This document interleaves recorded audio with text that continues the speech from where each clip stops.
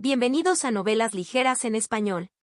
Aquí encontrarás las mejores historias, resúmenes y momentos épicos de tus novelas favoritas. No olvides suscribirte y activar la campanita para no perderte nada. Y si este video te gusta, apóyalo con un like, que ayuda muchísimo a seguir creando contenido. Vamos con el video. Maná muy concentrado, repetí. ¿Qué significa eso? Marcus no se había mudado de su casa. Su brazo curado descansaba sobre su estómago. Sus ojos estaban fijos en mí con preocupación. No soy la mejor persona para explicar esto, dijo. Nunca estudié la teoría del maná. Nunca tuve la educación para ello. Se sentó lentamente, preparándose con su buen brazo. Pero sé lo suficiente para decirte que lo que estás haciendo no debería estar sucediendo. Su mirada se dirigió a mi boca.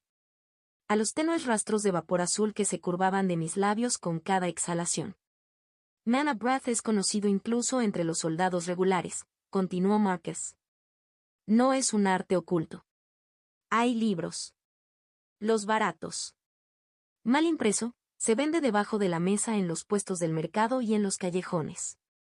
El tipo de cosas que un hombre desesperado compra cuando lo han pasado por alto para un ascenso demasiadas veces y comienza a pensar que podría haber un atajo. Se frotó la nuca.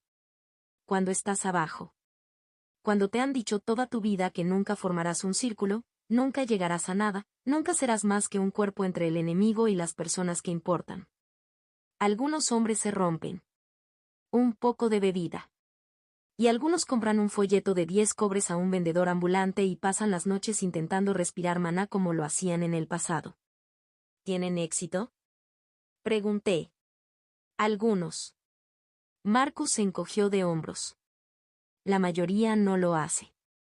Respiran mal, se esfuerzan por algo interno, se dan por vencidos después de una semana de dolores de cabeza y hemorragias nasales. Hizo una pausa. Pero los afortunados son los que fracasan. Fruncí el ceño. ¿Por qué? Marcus se inclinó hacia adelante. Sus codos descansaban sobre sus rodillas. Mana Breath es un sustituto de Circles, dijo. No es un complemento. Un sustituto. Los dos sistemas son incompatibles.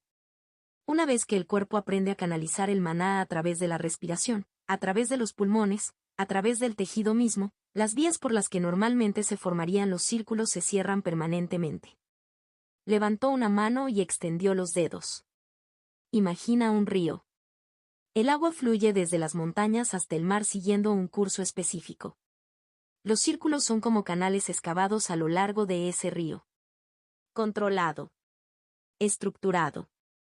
Redireccionan el agua hacia canales que un mago puede utilizar. Sus dedos se cerraron formando un puño. Mana Breath es como inundar el valle. El agua va a todas partes. A través del suelo. A través de las raíces. A través de cada grieta de la tierra. Satura todo, pero no sigue canales. No puede.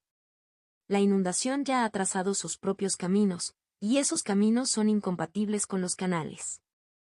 Abrió el puño de nuevo. Una vez que hayas inundado el valle, nunca podrás cavar los canales. Lo miré fijamente. Estás diciendo que nunca podré formar círculos. Estoy diciendo que Mana Breath impide su formación por completo, dijo Marcus. Permanentemente. Sin círculos. Sin proyección externa. Sin matrices de hechizos. Sus ojos sostenían los míos. También hace que aprender algunas técnicas sea más difícil, otras imposible. Incluso los arcaicos. Incluso los viejos métodos anteriores al sistema Circle. Mana Breath remodela las vías internas tan completamente que los métodos de canalización alternativos no tienen nada limpio sobre qué construir. La celda estaba en silencio. Me senté con la información y le di la vuelta. La única técnica que había logrado aprender, el único método que había descubierto a través de 100 muertes y repeticiones interminables, había cerrado todas las demás puertas. Mi suerte fue asombrosa en su consistencia. Only, Marcus empezó y luego se detuvo. Lo miré. Tenía la frente arrugada. La preocupación no se había desvanecido. En todo caso, Se había profundizado. Nunca he visto a nadie usar Mana Breath hasta el punto en que el maná se haga visible, dijo en voz baja. No en persona. No en ningún relato que haya leído o escuchado. Se supone que la técnica produce una mejora del rastro. Mejoras marginales en el rendimiento físico. El tipo de cosas que le dan a un soldado normal una ventaja en una pelea. Hizo un gesto hacia mi boca. Eso no es una mejora del rastro. El vapor azul se curvaba perezosamente entre mis labios. Podía sentirlo. La quemadura de menta fría en mis pulmones, más densa ahora que en la arena. Lo que sea que estés haciendo, dijo Marquez, es otra cosa. Algo que nunca he encontrado. Solo la densidad debe ser única. Sacudió la cabeza. No es de extrañar que los monjes se dieran cuenta. No sabía qué decir. No sabía cómo lo había hecho. No sabía si podría hacerlo de nuevo. La arena había sido desesperación y furia y 100 bucles de rabia acumulada canalizados a través de los pulmones. No tenía forma de saber si eso era reproducible o una erupción única. Mi silencio pareció responder a la pregunta que Marcus no había hecho. No sabes cómo lo hiciste, dijo. No. Él asintió lentamente. Como si lo hubiera esperado. Gerret había estado escuchando desde su cama improvisada, ambos oídos giraban hacia adelante. Sus ojos ámbar eran anchos. Espera, dijo Gerret. Se puso de pie, haciendo una mueca de dolor mientras el movimiento tiraba de su herida en el pecho. Espera, espera, espera. Me señaló con una mano peluda. ¿Puedes usar maná? ¿Realmente lo usas? ¿Canalizarlo a través de tu cuerpo? Aparentemente. Eso es increíble. La palabra brotó de él. Su cola, que no había notado antes porque la mantenía escondida debajo de su túnica, golpeaba contra las paredes. ¿Entiendes lo que eso significa? Si puedes canalizar maná, tal vez haya una manera de aprender magia. Algo más allá de simplemente. No puede. La voz de Marquez atravesó el entusiasmo de Gerret como una espada a través de la tela. Las orejas del niño lupino se inclinaron. Si Caspar ha aprendido a respirar maná, dijo Marquez, no con crueldad, nunca será capaz de formar círculos. La magia, la verdadera magia, no se puede hacer sin círculos. Nada que abandone su cuerpo de forma estructurada. Miró a Gerret. La mandíbula de Gerret funcionó. La emoción desapareció de su rostro, dejando tras de sí una expresión complicada. Lyra se movió en su esquina. Sus alas crujieron suavemente contra la piedra. Aún es mejor que la mayoría de nosotros, dijo Lyra. Los mutantes apenas pueden aprender a sentir el maná, continuó. Nuestros cuerpos fueron cambiados por ello. Alterado tan profundamente que los caminos normales no existen. La mayoría de nosotros no podemos sentir el maná moviéndose a través de nosotros, como tampoco un pez puede sentir el agua en la que nada. Ella flexionó ligeramente un ala. Estos crecieron porque el maná reescribió mi cuerpo antes de que yo naciera. Lo saturó todo. Cambió los huesos y los músculos. Cambió la forma en que funcionan mis pulmones y late mi corazón. Su mandíbula se apretó. Pero no me dejó nada que pudiera usar. Ella me miró. Puedes sentirlo. Puedes usarlo. No te quejes de puertas cerradas cuando algunos de nosotros nunca tuvimos una puerta para empezar. Sostuve su mirada por un momento y luego asentí. Ella tenía razón. Tenía 9 núcleos. Tenía una técnica. Tenía algo, por limitado, por primitivo que fuera, por descartado que fuera por todos los monjes, eruditos y libros de texto de la academia que existían. No fue magia. Pero no fue nada. Antes de que alguien pudiera volver a hablar, un sonido atravesó la celda. Metal sobre piedra. El rasguño y el ruido de las bandejas al ser colocadas. Siguió un olor cálido y rico. Comida. 2 soldados aparecieron en los bares. Deslizaron 4 platos a través del hueco en la parte inferior de la puerta sin ceremonia y luego se retiraron por el pasillo. Tiré de mi plato hacia mí y miré hacia abajo. Mejor que ayer. No dramáticamente.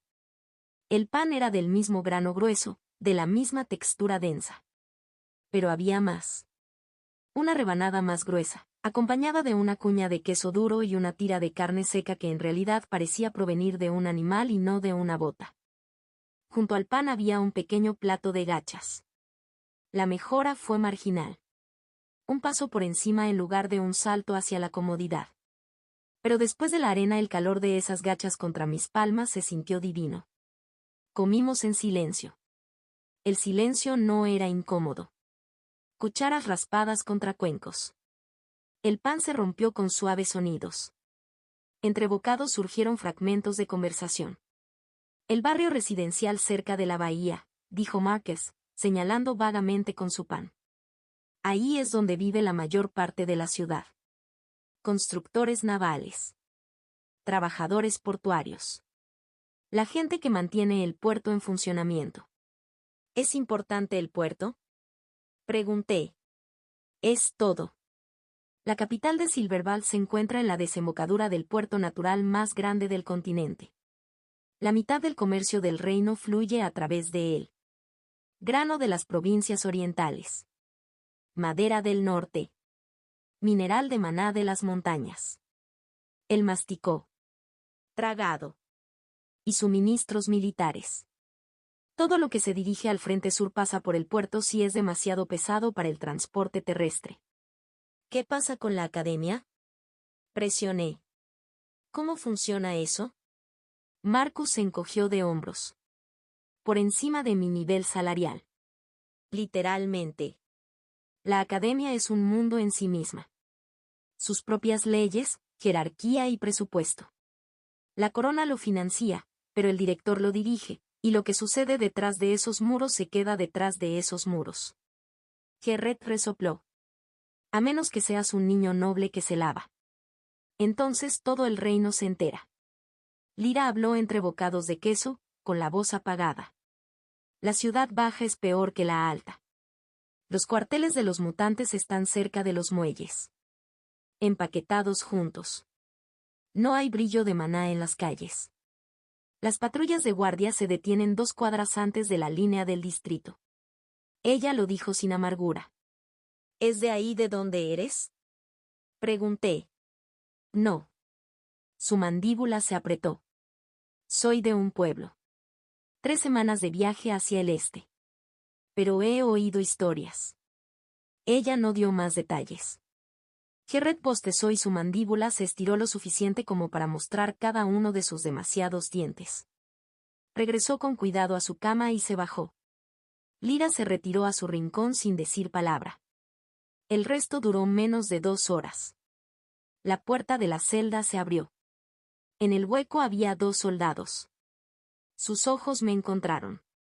Esclavo 147. Pelea de la tarde. De pie. Yo ya estaba de pie. Márquez levantó la vista. Ten cuidado, dijo. Las tardes son diferentes. Las orejas de Gerret giraron hacia mí. Buena suerte, dijo. Luego, más tranquilo, cuidado con las armas que no reconoces. Dejaron que los veteranos eligieran primero. Lyra no habló. Desde su rincón, ella me miró a los ojos por un solo momento. Un asentimiento. Pequeño y directo. Salí de la celda. Los soldados me flanquearon. Uno delante, uno detrás. Subimos las escaleras. Seguí los pasillos. Pasó por los pasajes de piedra. Pero era diferente. El edificio tembló. No por debilidad estructural. Del sonido. La vibración que recorrió la piedra. Miles de pies pisoteando asientos de piedra al unísono. Miles de voces se alzaron en un rugido. Salí al área de preparación debajo de la arena. Esto fue diferente a la mañana. Las armas no estaban esparcidas por la arena para que los competidores las arrebataran a mitad del sprint. En lugar de ello, se dispusieron sobre bastidores a lo largo de la pared. Decenas de ellos. Armas reales esta vez. Acero, no madera. Espadas de todas las longitudes y configuraciones. Cuchillas cortas estilo gladios. Espadas largas. Espadas bastardas. Sables curvos. Cuchillas pesadas. Lanzas. Alabardas. Mazas. Mayales. Escudos de todos los tamaños, desde villas no más grandes que un plato de comida hasta escudos de torre completa que cubrirían a un hombre desde la barbilla hasta la rodilla. Un tridente. Caminé lentamente por el estante. Mis dedos se arrastraban a través de pomos y agarres.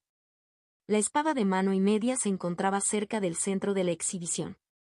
Su hoja era más larga que la espada corta que llevaba en Gresheim. La empuñadura estaba envuelta en cuero que las manos anteriores habían desgastado suavemente. La guardia se extendió en un simple travesaño. No fue nada especial. Sin runas, encantamientos ni marcas artesanales.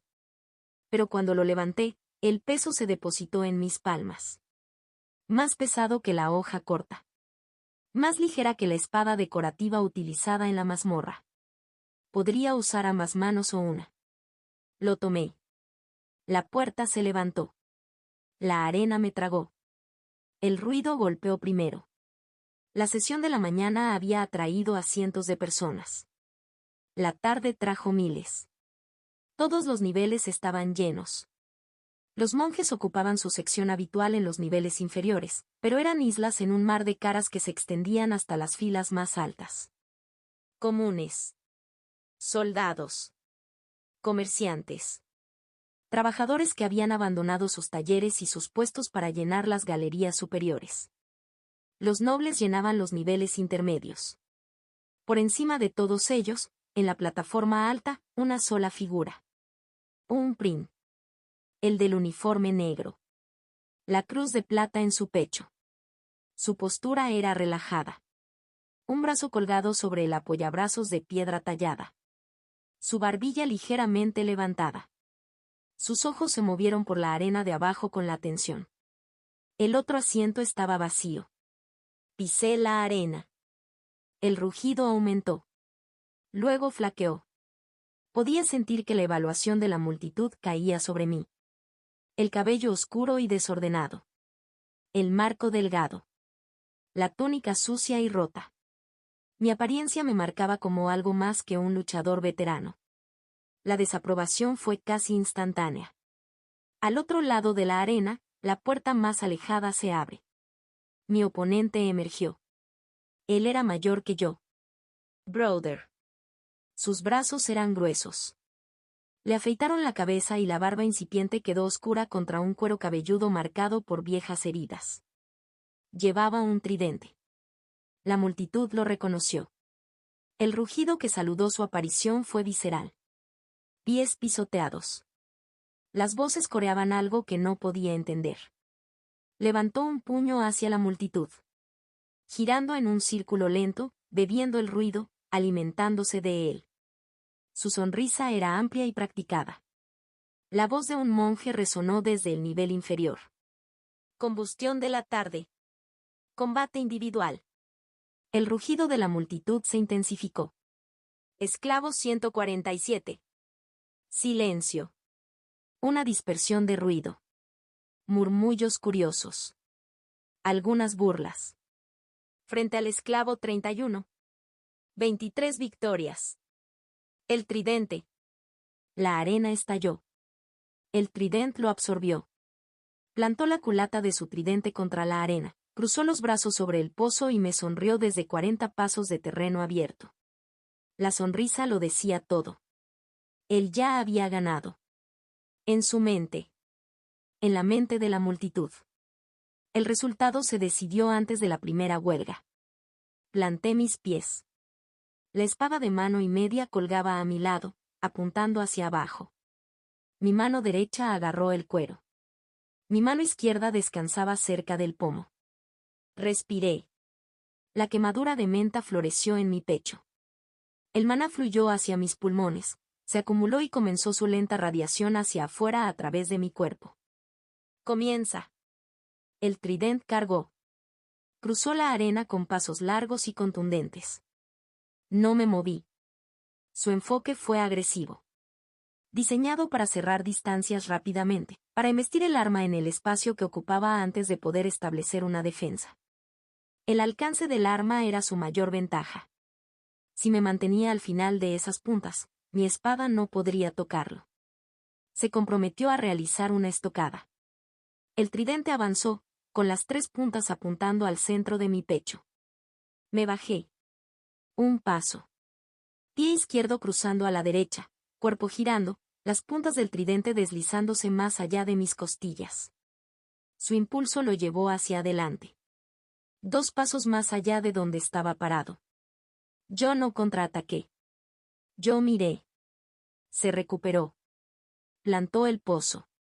Giré el tridente barriendo en un amplio arco horizontal dirigido a mi sección media. Me incliné hacia atrás. Las puntas pasaban por debajo de mi barbilla. Otro empuje. Más rápido esta vez. Más abajo, apuntando a mi cadera. Paré con la parte plana de la espada, redirigiendo el eje hacia los lados. El peso del tridente lo hizo difícil de manejar en remate, y la desviación no me costó nada. Él retrocedió. Reiniciar. Vino Din No. Lo leí tal como había aprendido a leer al espadachín. A través del instinto y la repetición. El tridente era diferente. Su arma era diferente. Su estilo era diferente. Pero los principios eran los mismos. Sus hombros giraban antes de que el tridente se moviera. Su pie delantero marcó el ángulo de ataque. Cuando su agarre se desplazó sobre el eje, ensanchándose o estrechándose, predijo si el siguiente golpe sería un empuje o un barrido. Él tenía fuerza. Fuerza real. El tipo que vino del combate real. 20. 30. 50. Puede que tenga 50 peleas. Algo alrededor de eso. Aún así, justo esta mañana tenía más de 100. Aunque mi cara no lo muestre, tengo más experiencia. No importa cuán pequeña pueda ser la diferencia. Sus ataques fueron amplios. Comprometidos con arcos que cubrían el máximo espacio pero sacrificaban el control. El tridente era un arma que recompensaba la agresión y castigaba la sutileza. Abrumar. Intimidar. Avanza hasta que el oponente se rompa. Contra otra persona, habría funcionado. Contra alguien que no teme a la muerte. No tanto. Su siguiente combinación llegó.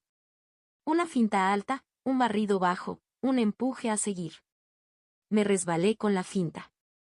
Saltó el barrido. El empuje lo capté en la cruceta de mi espada y lo redirigí más allá de mi hombro.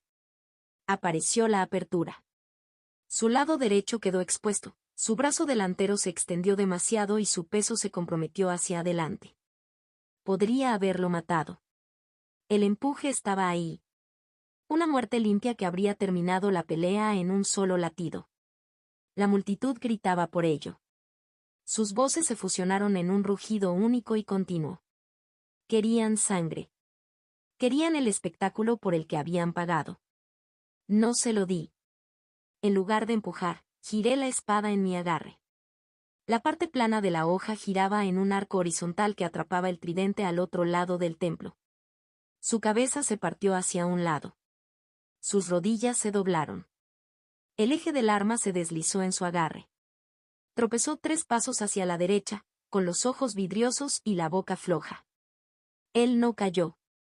Cerré la distancia antes de que pudiera recuperarse. El pomo de mi espada se clavó en su mandíbula.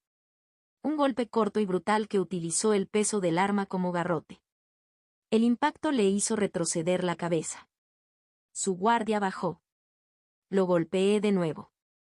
Esta vez el guardia cruzado, rastrillando sobre su antebrazo. Él se balanceó. Sus ojos se pusieron blancos. De cara a cara en la arena. Él no se movió. La arena quedó en silencio. El silencio duró 3 latidos. Entonces empezaron los abucheos. Comenzó en los niveles inferiores. Cobarde. La palabra brotó de una docena de gargantas a la vez. ¿Qué clase de pelea fue esa? ¡Buh! Nivel por nivel, sección por sección, hasta que toda la arena se enfureció. Se lanzaron tazas. Chatarra de comida se arqueó por el aire. Los nobles mantuvieron un silencio estudiado. Sus expresiones iban desde aburridas hasta levemente ofendidas, como si les hubiera servido una comida insultante. Los monjes escribieron. Me paré junto al cuerpo inconsciente de mi oponente y miré a la multitud. Miles de bocas abiertas, gritando su decepción a alguien que no sangraría por su entretenimiento. Levanté ambos brazos. Extiéndelos ampliamente. Palmas arriba. La espada colgando de mi mano derecha, su hoja limpia, ni una gota de sangre sobre el acero. Mantuve la pose durante 3 segundos completos. Los abucheos duplicaron su volumen. Sonreí. El pasillo de preparación estaba tranquilo después del ruido de la arena. Ningún soldado me dio una palmada en el hombro. Ningún monje pareció ofrecer felicitaciones como lo había hecho después de la sesión de la mañana. Caminé entre mis acompañantes en silencio. Sus rostros estaban en blanco. La ausencia de reconocimiento fue un mensaje en sí mismo. Por la mañana había ganado y me habían elogiado. Invitado a la pelea de la tarde. Me dijeron que el éxito beneficiaría a mi célula. Ahora había ganado de nuevo y el pasillo estaba vacío. Ganar no fue suficiente. La puerta de la celda se abrió. Pasé. 3 caras se volvieron hacia mí. Marques fue el primero en leer la respuesta en mi expresión. Ganaste, dijo. No es una pregunta. Yo gané. La cola de Gerret golpeó su paleta. Ambas orejas estaban rectas. ¿Cómo? Él exigió. ¿Quién era? ¿Fue uno de los grandes? ¿Usaste lo del maná otra vez? Cuéntamelo todo. El tridente, dije. 23 victorias. Los ojos de Gerret se abrieron. ¿El tridente?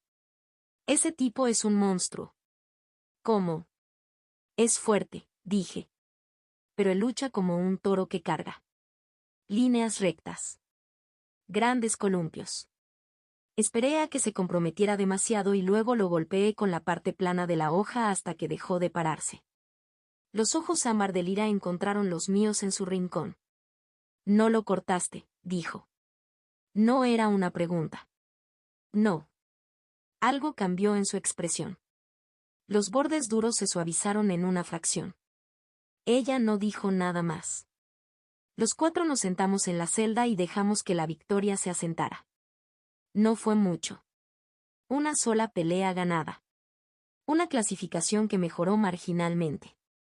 Mejores raciones, tal vez. Un descanso un poco más largo entre peleas. Gerret habló un rato. Preguntas rápidas sobre la pelea que respondí en fragmentos entre periodos de silencio. Marcus comentó sobre las observaciones tácticas. Lira escuchó. El brillo del maná se atenuó al caer la tarde. Nos instalamos en nuestras camas. Dormir fue más fácil de lo que debería haber sido. Cerré los ojos. La oscuridad era absoluta. Me quedé allí parado. Apareció una sonrisa. Se materializó a partir de la nada. El rostro de un esqueleto, con una amplia sonrisa. 2 puntos de luz aparecieron por encima de la sonrisa. Monedas de oro. Se sentaron en los huecos donde deberían haber estado los ojos. La sonrisa se amplió. Debajo de mí, debajo de la nada, algo se movía. Miré hacia abajo. Un río. El agua estaba negra. Se movía sin sonido. Pero pude sentirlo. No pude ver de dónde venía. No pude ver hacia dónde iba. La sonrisa esquelética hablaba. 113. La voz no tenía fuente. 113 veces moriste para cruzar este día. Una pausa. La sonrisa no se movió. Cruzar las márgenes de un solo río en tu destino. Las monedas de oro se inclinaron. Respecto a mí. Medición. ¿Cuántas de esas muertes fueron necesarias? No respondí. ¿Cuántas veces tu orgullo te impidió dejar atrás a los demás? ¿Cuántas veces podría haber sobrevivido si hubiera luchado solo por mí mismo? ¿Cuántos bucles podría haberme saltado si hubiera dejado caer a Gerret y me hubiera concentrado en mi propio oponente? ¿Cuántas muertes se compraron no por necesidad sino por la negativa obstinada e irracional a pasar junto a alguien que sangraba? La sonrisa esperó. No respondí. Podrías haberlos dejado, dijo la voz. El primer día. El día 10. El día 50. Las monedas de oro ardían más brillantes. Pero no lo pudiste soportar. Una pausa. No porque seas amable. No porque seas noble. No porque los fuertes protejan a los débiles. La sonrisa se hizo más amplia. Demasiado ancho. Porque tu orgullo no lo permitió. Orgullo. Preferirías morir 100 veces antes que admitir que no puedes salvar a todos. Preferirías sangrar, romper, reiniciar y sangrar nuevamente antes que aceptar la limitación. Entonces mira a una niña con alas y a un niño con orejas y di, no soy suficiente. El orgullo es el pecado que lleva el rostro de la virtud, dijo la voz. Te dice que tu sufrimiento es significativo. Que tu sacrificio es noble. Que el dolor que elijas es diferente del dolor que te infligen. Las monedas de oro se atenuaron. No lo es. La cara desapareció. Orgullo, joven Caspar. Este es tu pecado. Nuevo pecado adquirido. Orgullo. Mira cómo tu orgullo se hace añicos. Observa tu incapacidad para ahorrar. Apocalipsis, próxima etapa desbloqueada. 180 días hasta el fin de la humanidad. Objetivo inicial, Grensheim. Enemigo, elfos. Como tu nuevo pecado, ofreceré una migaja de misericordia. Como mínimo, deberías saber dónde comienza el final. ¿Pero eres capaz de detenerlo? Me desperté empapado. El sudor empapó mi bata. Mi corazón latía contra mi pecho. La celda estaba oscura. Los ronquidos de Gerret se alejaron de su paleta. Marcus respiró lento y profundamente. Lyra guardó silencio encima de mí, doblada en el estante de su esquina. No me moví. La sonrisa del esqueleto aparecía en mi mente cada vez que parpadeaba. Orgullo es el pecado que lleva el rostro de la virtud. Un sueño. Esa fue la explicación racional. Una pesadilla nacida del agotamiento, el trauma y más de 100 muertes comprimidas en una sola mente. Solo un sueño. Mi mano encontró el reloj. La carcasa dorada estaba caliente contra mis dedos. El pulso que provenía de él era constante e insistente. Presioné el broche. La tapa se abrió de golpe. La luz se derramó en la oscuridad. Las notificaciones flotaban en el aire ante mí. Pecados. Orgullo de la pereza de la gula. Debajo de ellos, la cuenta atrás. Días restantes, 179. No 180. 179. Había perdido un día. El número ya había disminuido. Gresham. El nombre me devolvió la mirada. 179 días. Los elfos volverían. Sin embargo, ya no se trataba solo de destruir la ciudad. O la línea del frente. No, esta vez fue un apocalipsis. Nuestro fin. Esas fueron las palabras del sistema. Mientras estaba concentrado en la cuenta regresiva, las notificaciones restantes se desplazaron hacia arriba. Espadachín novato, nivel aumentado. Nivel 0, nivel 1. Respiración de maná, nivel aumentado.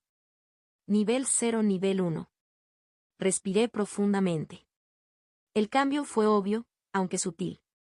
No fue como cuando activé Mana Breath por primera vez, cuando podía sentir un mundo completamente nuevo al que nunca había tenido acceso. En cambio, sentí como si hubiera puesto un freno a este descubrimiento. Podría controlarlo mejor. Podía sentir el flujo del maná más claramente. Siente que sale de mi cuerpo, siendo expulsado por mi boca. Podía sentir cómo detenerlo, haciendo que la quema de menta se desvaneciera hasta que cesara. Cuando me concentré, el flujo se intensificó. Cuando lo liberé, todo se calmó. Cerré el reloj. La pantalla se disolvió. La célula volvió a su oscuridad familiar. Me quedé quieto y miré al techo. Orgullo. La acusación del esqueleto rondaba mi mente. ¿Fue orgullo? ¿Era ese el nombre de lo que me impulsó a superar esas muertes? ¿Era esa la palabra para aquello que no me dejaba pasar junto al cuerpo maltratado de Gerret, no me dejaba darle la espalda a los gritos de Lyra, no me dejaba salvarme cuando salvarme significaba abandonarlos? Preferirías morir 100 veces antes que admitir que no puedes salvar a todos. Le di la vuelta a las palabras. Algunas de esas 100 muertes habían sido necesarias. Reconocimiento. Recopilación de información. Aprendiendo los patrones. Pero algunos de ellos no lo habían hecho. Algunos de ellos habían sido yo mismo planteándome el mismo problema con el mismo enfoque porque me negaba a aceptar que la respuesta pudiera ser otra cosa que esforzarme más. El ronquido de Gerret se enganchó en algo. Se movió sobre su paleta. Lo miré. El niño cuya familia lo había vendido para saldar una deuda. Él estaba a salvo. Por mi culpa. El orgullo se hinchó en mi pecho antes de que pudiera detenerlo. 100 muertos y el niño respiraba. La niña con alas respiraba. El viejo soldado respiraba. Yo hice eso. ¿Qué hay de malo en sentirse orgulloso de eso? La pregunta no tenía respuesta. El orgullo era orgullo. Llevaba el rostro de cualquier virtud más cercana y se consideraba necesaria. Quizás el esqueleto tenía razón. Quizás no lo fue. No importaba.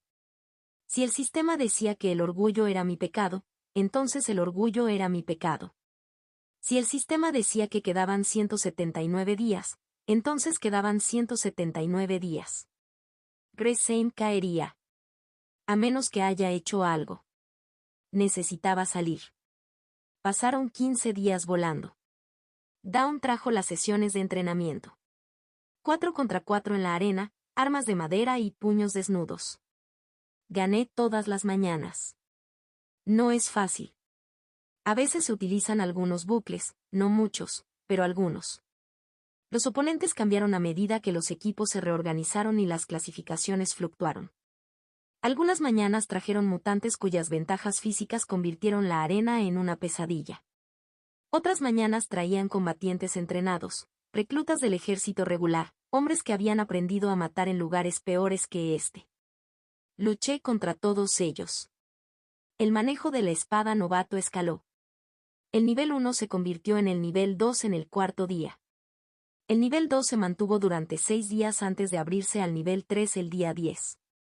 Cada incremento fue menor que el anterior.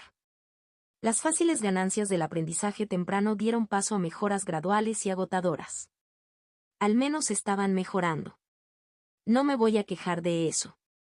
Las tardes trajeron las verdaderas peleas. 15 días. 15 combates. 15 victorias. Ni una sola muerte. A veces los dejaba inconscientes. Otras veces los golpeaba hasta que no podían mantenerse en pie. Aún así, todas las peleas terminaron de la misma manera. Mi oponente en la arena. Mi espada limpia. La multitud me despreciaba. Los abucheos que empezaron después de mi primera tarde nunca cesaron.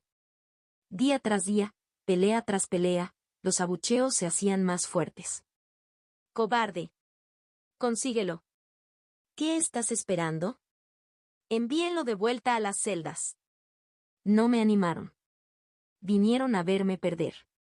Para empeorar las cosas, mis victorias siguieron acumulándose. Mi rango está subiendo.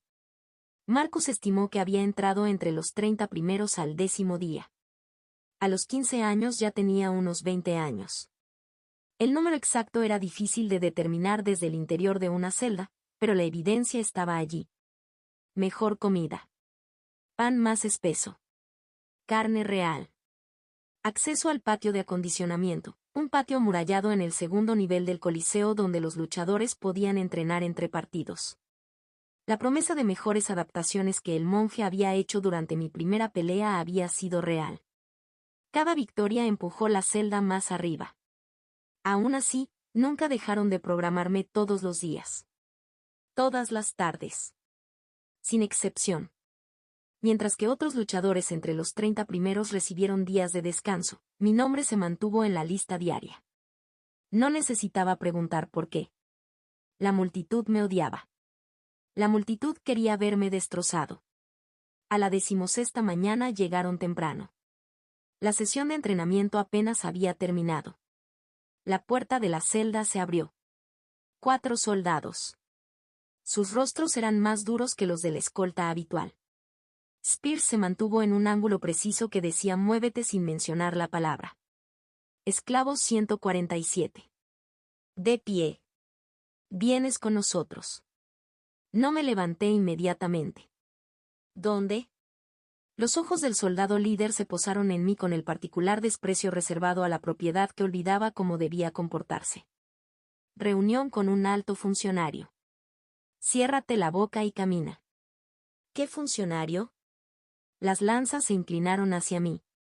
4 puntas de acero convergiendo en mi pecho. No me inmuté. No me moveré hasta que alguien me diga a dónde voy.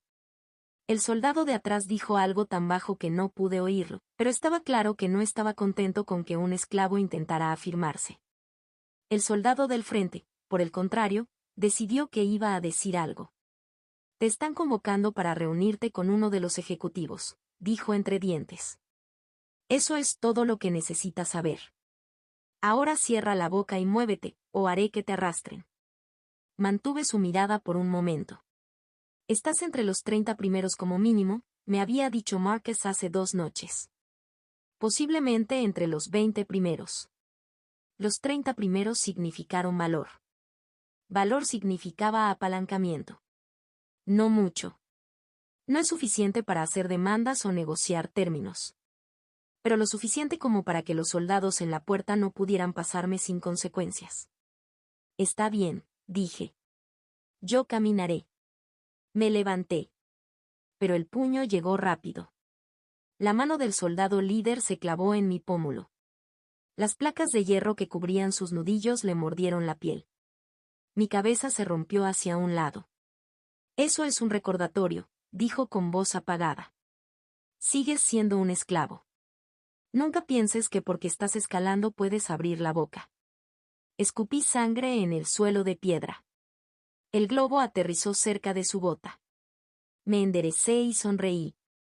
Lideré el camino, dije. Los niveles superiores eran diferentes. La piedra cambió.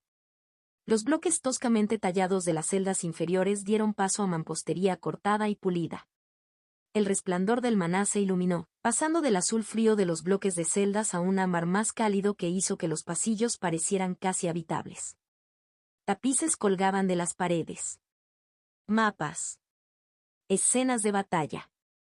La insignia de la cruz de hierro representada en hilo y alambre de plata. Los soldados me guiaron a través de una serie de pasillos. Cada giro revelaba un pasillo más ancho, un techo más alto, una ventana más ancha a través de la cual fluía la luz natural.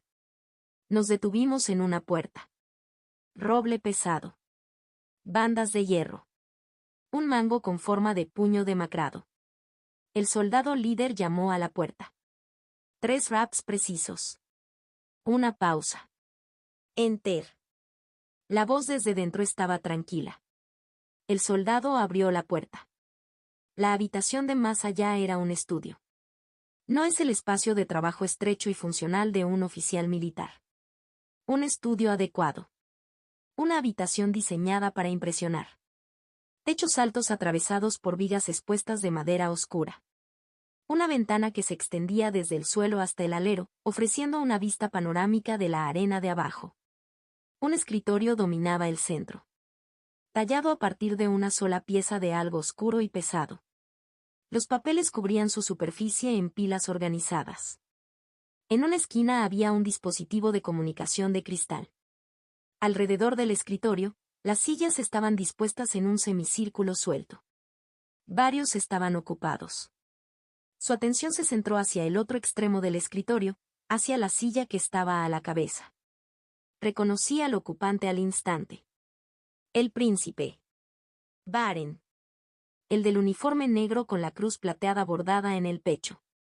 De cerca, era más joven de lo que había estimado desde el suelo de la arena. No 30. Quizás finales de los 20. Sus rasgos eran agudos y simétricos, el tipo de rostro por el que los pintores peleaban. Corte de pelo oscuro militar corto. Se sentó con una pierna cruzada sobre la otra y su antebrazo apoyado en el borde del escritorio. Un vaso de algo oscuro estaba cerca de su mano. Su mirada me encontró en el momento en que crucé el umbral. El silencio se prolongó. Baren me estudió como un joyero estudia una piedra sin cortar. Luego sonrió. He estado viendo tus peleas, dijo Baren. 15 victorias. 0 derrotas. Él cogió el vaso. Lo giró lentamente entre sus dedos. Dime, dijo Baren. ¿Qué hace un ex-sensei entre mis esclavos? ¿Ex-sensei? Lo repetí. Mi mente se aceleró. El tinte era bueno. No se veía ni una hebra blanca en las raíces. Lo había comprobado esa mañana. No había forma de que me hubiera identificado solo por el cabello. No sé de qué estás hablando, dije. La mentira salió de mi boca suavemente. No hay temblor en la voz que pueda traicionarme a mí mismo. La sonrisa de Baren no vaciló. Mentirle a un miembro de la familia real, dijo, es un delito. Las palabras fueron pronunciadas casualmente. La forma en que alguien podría recordarte que dejaste una ventana abierta. Una observación envuelta en la membrana de cortesía más delgada posible. A mi alrededor, los soldados se movieron. 4 puntas de lanza convergieron en mi garganta. La hoja más cercana estaba lo suficientemente cerca de mi yugular. Lo tragué. Bueno, dije manteniendo la voz alta, si yo fuera un ex-sensei, usted se encontraría en una posición bastante difícil, Su Alteza. Los ojos oscuros de Baren se estrecharon una fracción. La sonrisa persistió, pero algo detrás de ella se agudizó. ¿Cómo es eso? Él preguntó. Estarías apuntando con armas al primogénito descendiente de un archiduque, dije. Un archiduque que, históricamente, no ve con buenos ojos las amenazas contra su linaje. Incluso de aquellos que nominalmente comparten su lealtad a la corona. Las palabras tenían sentido. Un poco de sentido. Eran en parte cálculo y en parte engaño. Nacida de los recuerdos fragmentados que aún surgían de detrás de la puerta, la glotonería se había abierto. Roderich von Exenseit. Las impresiones estaban incompletas. Fragmentos rotos de un retrato en lugar del retrato en sí. Pero todos los fragmentos apuntaban en la misma dirección. Mi padre era el tipo de hombre que hacía que los príncipes fueran cuidadosos. No porque haya roto las reglas. Porque no lo necesitaba. Operó dentro de la arquitectura de la ley, la jerarquía y el protocolo militar con una precisión que no dejaba ningún vacío para el ataque ni ninguna apertura para el desafío. Cuando quería que se hiciera algo, se hacía. Cuando él quería que alguien se fuera, se iba. El tipo de hombre que podría terminar una carrera con una firma. El tipo de hombre que podría terminar una vida con una carta. No sabía si esta impresión era exacta. Los recuerdos eran fragmentos, no hechos.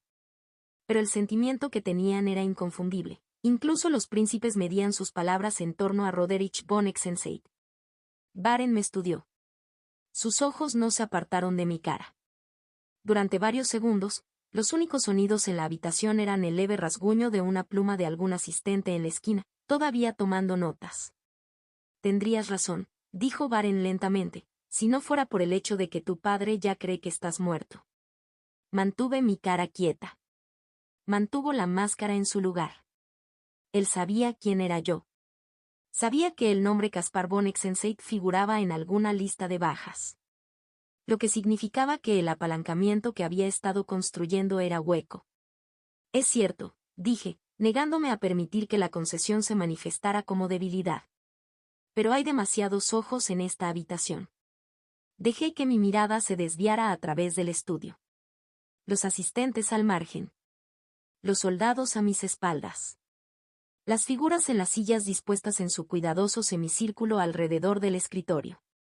Basta con que uno de ellos, continué, decida que esta información vale más si se comercializa que si se conserva. Un sirviente con una queja. Un soldado con deudas.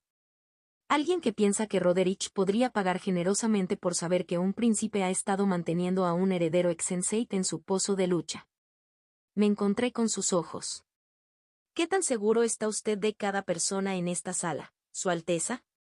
El panorama político de Silverwald era algo que Marcus me había esbozado durante las largas tardes en la celda. Los grandes trazos de una crisis sucesoria que aún no había estallado en un conflicto abierto pero que estaba generando presión detrás de cada puerta cerrada de la capital. No sabía lo suficiente para juzgar la calidad de mi propio engaño. No sabía si mi padre era una amenaza para Baren o si la dinámica de sucesión realmente creó la vulnerabilidad que estaba insinuando. Pero sabía cómo sonar seguro. Sabía que incluso un acantilado mediocre aterriza de manera diferente cuando lo lanza a alguien de pie con 4 lanzas en la garganta y una sonrisa en el rostro. Baren sostuvo mi mirada. El silencio se prolongó hasta 5 segundos. Luego se puso de pie. Se levantó de su silla, rodeó el borde del escritorio y cruzó el espacio entre nosotros en 3 pasos sin prisas. Antes de que pudiera reaccionar, su mano aterrizó en mi hombro y su brazo cubrió mi espalda con una intimidad casual. Impresionante, dijo. Estaba sonriendo de nuevo. Más amplio ahora. Eres completamente diferente a lo que recordaba, primo. Primo.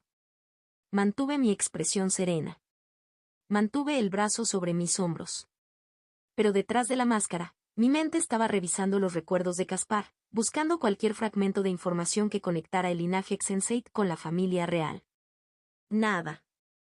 La puerta en mi mente no ofrecía respuestas. No genealogías.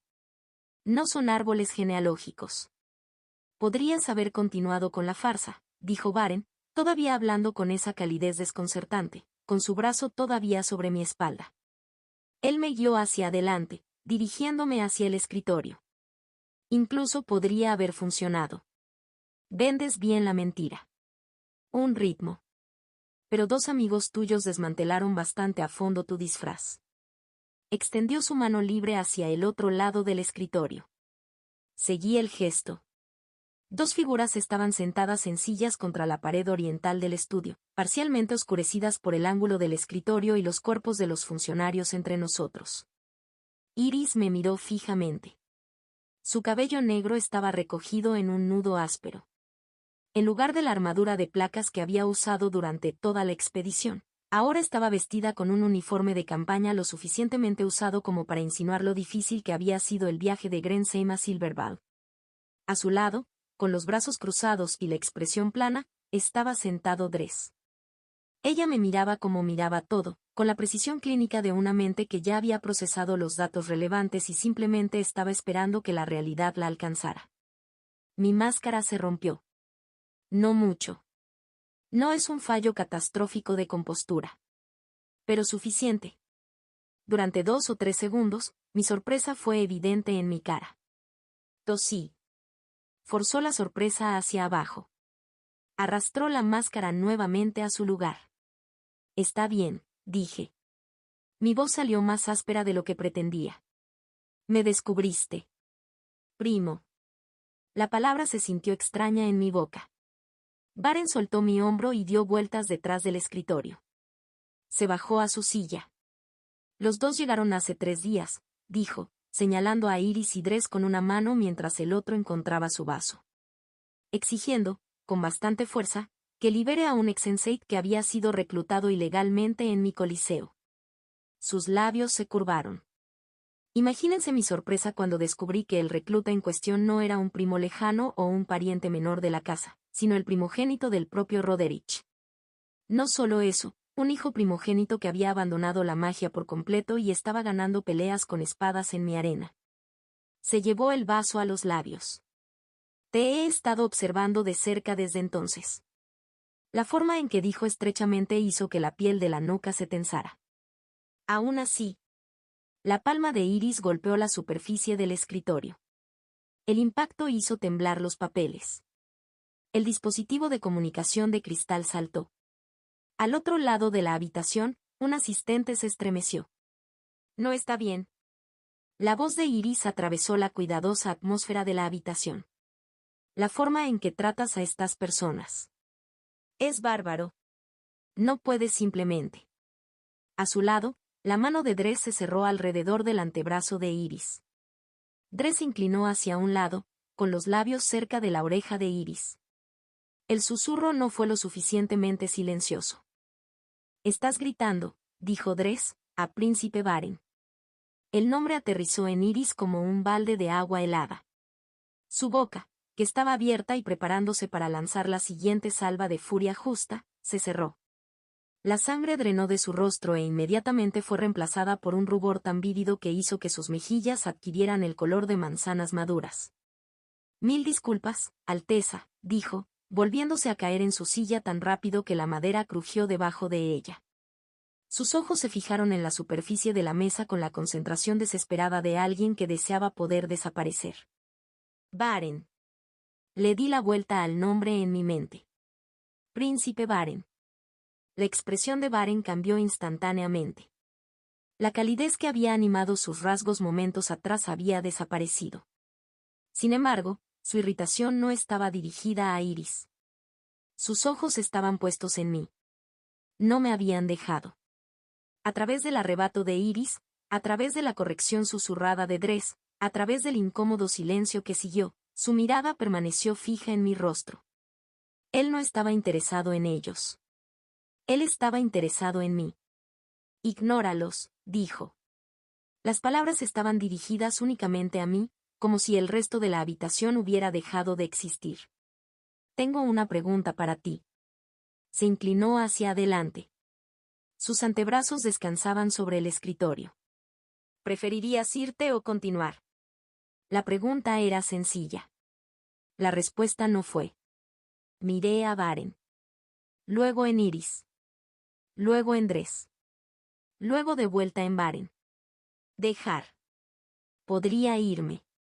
Finalmente me veo libre del Coliseo, tal vez incluso regrese a la academia. La academia tenía cosas que necesitaba. Historia.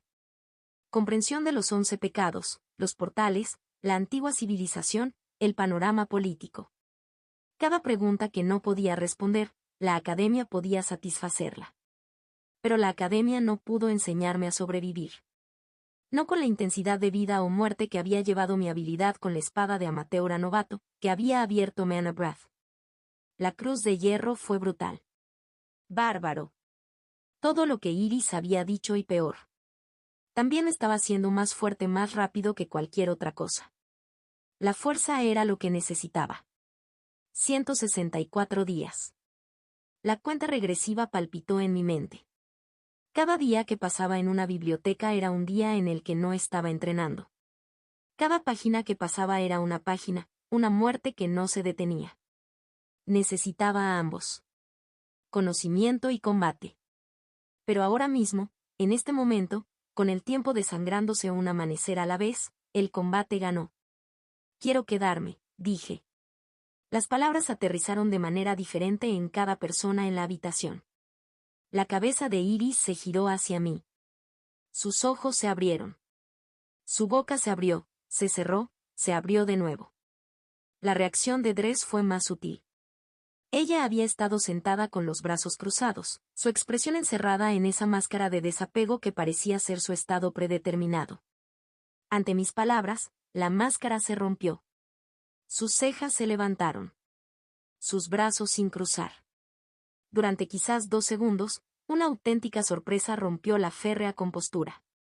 Baren juntó las manos. Su rostro se dividió en una sonrisa que irradiaba satisfacción. Se reclinó en su silla y, con una mano, tocó la superficie del escritorio a un ritmo agradable. «Excelente», dijo. «Es talento como el tuyo lo que necesito». «Exactamente lo que necesito». Sin embargo, dije. Los tambores se detuvieron. Alrededor de la habitación se desplazaron varias figuras. La pluma de un asistente se detuvo. Uno de los funcionarios en semicírculo se inclinó hacia su vecino y le susurró algo que no pude captar pero cuyo tono conllevaba una clara desaprobación. «Tengo condiciones», dije. La sonrisa de Baren no desapareció. Pero cambió. El deleite persistió, pero a él se unió algo más alerta. «¿Qué términos?», él preguntó. Has visto lo que puedo hacer en la arena, dije. 15 victorias. Los 30 mejores como mínimo. He demostrado mi valor. Sostuve su mirada. No quiero quedarme en el Coliseo. La arena me ha enseñado lo que puede enseñar. Continuar peleando las mismas peleas no me hará más fuerte. Quiero trabajo de campo, dije. Despliegue real. Los dedos de Baren se clavaron debajo de su barbilla. Sus ojos me evaluaron. Las asignaciones de campo están reservadas para aquellos que hayan completado el programa de capacitación completo, dijo. Oficiales y candidatos. No luchadores de arena. Hizo una pausa. Sin embargo, dadas sus circunstancias únicas y sus resultados, podría organizar una colocación en nuestro complejo del norte. Es donde entrenamos a aquellos preparados para el mando en lugar de solo para el combate. Acarició la barba incipiente a lo largo de su mandíbula. Estarías a salvo allí. Lejos de cualquiera que pueda reconocerte o complicar tu situación. La oferta era razonable. Seguridad frente a las complicaciones políticas de ser un ex-sensei muerto que en realidad no estaba muerto. También era una forma de mantenerme bajo su control. El norte significaba aislamiento. Distancia de la capital, de la academia, de cualquier teatro de conflicto donde mis decisiones pudieran afectar acontecimientos que Baren no había planeado. Quería una pieza útil en su tablero. Aún así, no pude ir al norte. No podía pasar meses en un recinto de entrenamiento, por excelente que fuera, mientras la cuenta regresiva se agotaba. No el norte, dije. Los dedos empinados de Baren se apretaron. Quiero Grensheim. Palacio Imperial, horas después. Baren caminó a un ritmo que obligó a sus oficiales a trotar a medias para seguir el ritmo. El capitán Lorenz von Falke igualó el paso del príncipe 2 pasos detrás y 1 a la izquierda. Lorenz era joven para su rango. El nombre von Falke tuvo peso en ciertos círculos provinciales, una casa noble menor que había producido 3 generaciones de oficiales militares sin llegar nunca a los niveles superiores de mando. Lorenz pretendía ser quien se abriera paso. Se había unido al séquito de Baren hace 18 meses, reconociendo con el instinto de un escalador nato que las ambiciones del príncipe remodelarían el reino o lo destruirían, y que cualquiera de los dos resultados creaba oportunidades para que los hombres que estuvieran lo suficientemente cerca como para atrapar lo que caía. Al lado de Falke, a medio paso atrás, el mayor Aswen Brauer caminaba con pasos mesurados. Brauer era lo opuesto a Falke en casi todos los aspectos. 53. G.A.B.Z. Un rostro como cuero arrugado que había sido alisado y arrugado nuevamente. Su apellido, Brauer, no llevaba prefijo, no von, sin pretensión de linaje noble. Había obtenido su comisión a lo largo de 30 años de servicio en el ejército regular antes de que Baren lo sacara de la oscuridad y le clavara la cruz de hierro en el pecho. Era el único hombre del círculo íntimo de Baren que había matado a más personas con sus manos que con su pluma. Los 3 atravesaron el ala oriental del palacio. Los cortesanos se separaron delante de ellos. Siervos presionados contra las paredes. El uniforme negro con la cruz plateada fue un anuncio propio. Su Alteza. Una figura salió de un pasillo contiguo. Él era alto. Impecablemente vestido con un abrigo de seda esmeralda profunda. Su cabello era rubio plateado, recogido de una frente alta. Su sonrisa era inmaculada. Señor Reinhold von Krausen. Baren se detuvo. Su expresión no cambió. La máscara plana y serena que llevaba en todos los espacios públicos del palacio permaneció exactamente donde estaba. Señor Krausen, dijo Baren asintiendo. La sonrisa de Krausen no se apagó. En todo caso, se iluminó. Confío en que el Coliseo siga produciendo resultados, afirmó Krausen. La corona observa sus esfuerzos con gran interés, como siempre. Las palabras podrían parecer un cumplido. No lo eran. La corona observa. Fue un recordatorio. Estaban mirando. Sobre todo, estaban observando lo que se estaba produciendo. Aunque algunos solo podían pensar en el dinero que ganaba Baren, otros estaban preocupados por las armas que estaba entrenando. El Coliseo cumple su propósito, respondió Baren. Como siempre lo ha hecho. Maravilloso. Maravilloso. La mano enguantada de Krausen saludó mientras partía. Saluda de mi parte a tu hermano. He oído que Casimir ha regresado del frente sur. Inclinó la cabeza y pasó junto a ellos. Su abrigo esmeralda seguía el aroma de una costosa colonia. Baren volvió a caminar. Su ritmo no había cambiado. Su rostro no había cambiado. Su respiración no había cambiado. Falke se inclinó más cerca una vez que despejaron el alcance del oído.